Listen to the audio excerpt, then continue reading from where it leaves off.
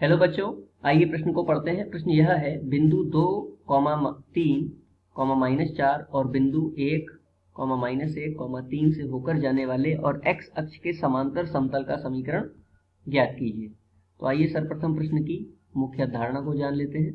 मुख्य अवधारणा,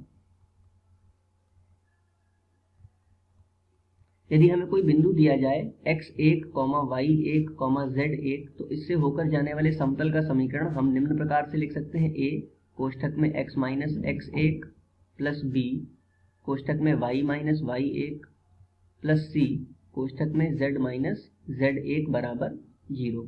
इसके अतिरिक्त देखिए प्रश्न में दे रखा है कि x अक्ष के समांतर समतल का समीकरण, तो वह क्या होगा? x बटे में 1 होगा, y के बटे में 0 और z के बटे में भी 0 होगा, क्योंकि वह x अक्ष के समांतर है। तो इसको हम समीकरण सर्वप्रथम 1 मान लेते हैं। इसके अतिरिक्त एक और प्रतिबंध देख लीजिए।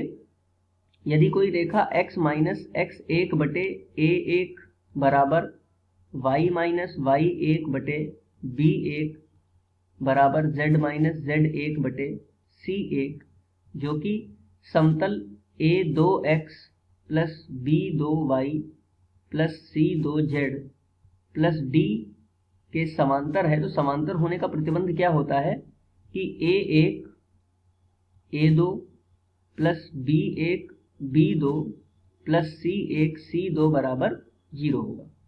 आइए इस मुख्य अवधारणा और सूत्र के आधार पर प्रश्न को हल करते हैं। प्रश्न में देखिए सर्वप्रथम दे रखा है बिंदु 2, 3, -4, 2, 3, -4 से होकर जाने वाला समतल का समीकरण हमें प्राप्त करना है। तो इसके लिए a x माइनस x1 का मान कितना हो जाएगा? 2 प्लस b y1 का मान है 3, तो y minus 3 plus c z minus plus हो जाएगा, तो ये 4 बराबर 0।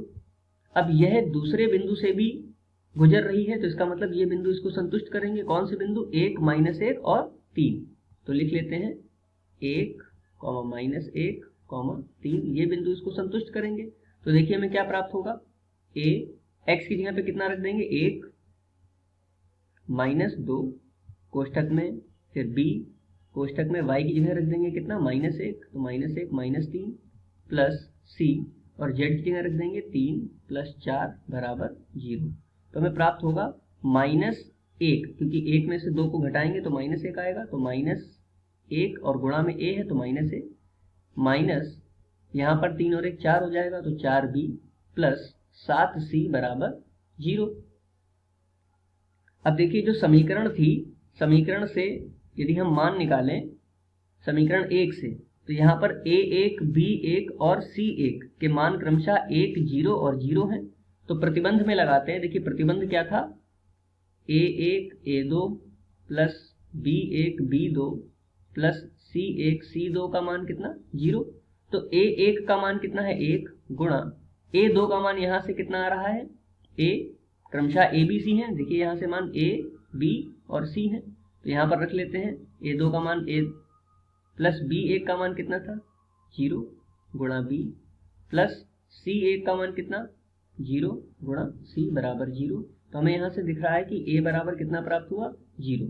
अब a का मान यदि हम इस समीकरण में समीकरण 2 में रख दें तो देखें क्या प्राप्त होता है। a का मान 0 माइनस 4b प्लस 7c बराबर 0। 4b को इधर भेज दें तो 7c बराबर 4b, या फिर b बराबर यदि देखें तो 7/4c प्राप्त होगा। ठीक है, तो b का मान क्या प्राप्त हो रहा है? b बराबर 7/4c। अब जो a b c, देखिए यहाँ पर हमें a का मान प्राप्त हुआ और यहाँ पर हमें b का मान प्राप्त हुआ c के पदों में।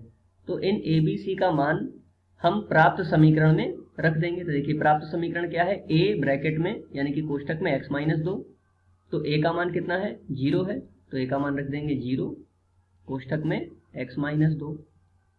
इसके बाद प्लस b y माइनस 3, तो रख देंगे प्लस b।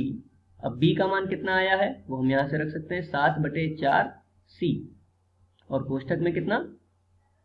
y माइनस 3, तो यहाँ पर रख देंगे y माइनस 3 प्लस आगे है सी जेड प्लस 4, तो सी का मान नहीं है तो सी को सी ही रहने देते हैं, जेड प्लस 4 और बराबर में 0। इसको हल कर लेते हैं, देखिए ये पूरा 0 है तो 0 ही हो जाएगा। इसको लिख लेते हैं, यदि हम यहाँ पर लासा ले लें तो कितना आ जाएगा, 7c y minus 3 plus 4c z plus 4 बराबर में 0 और पूरे के बटे में कितना आ जाएगा, 4। तो देखिए यदि हम तिरछी गुणा कर दें तो कितना होगा, ये 4 तो 0 में चला जाएगा, और यहाँ पर देखिए c और c ये उभयनिष्ठ है तो इसको भी हम उभयनिष्ठ लेकर के 0 में भेज देंगे तो हमें प्राप्त होगा 7 कोष्ठक में y minus 3 plus 4 Z plus 4 बराबर में 0। इसको हल कर लेते हैं तो हमें प्राप्त होगा 7y minus 7 3 21 plus 4z plus 4 चौक 16 बराबर 0। 7y प्लस 4z, 21 में से 16 को घटा देंगे तो -5 बराबर 0, जो कि मुख्य अवधारणा के आधार पर दिए गए प्रश्न का उपयुक्त उत्तर है। आशा करते हैं आपको समझ में आया होगा। धन्यवाद।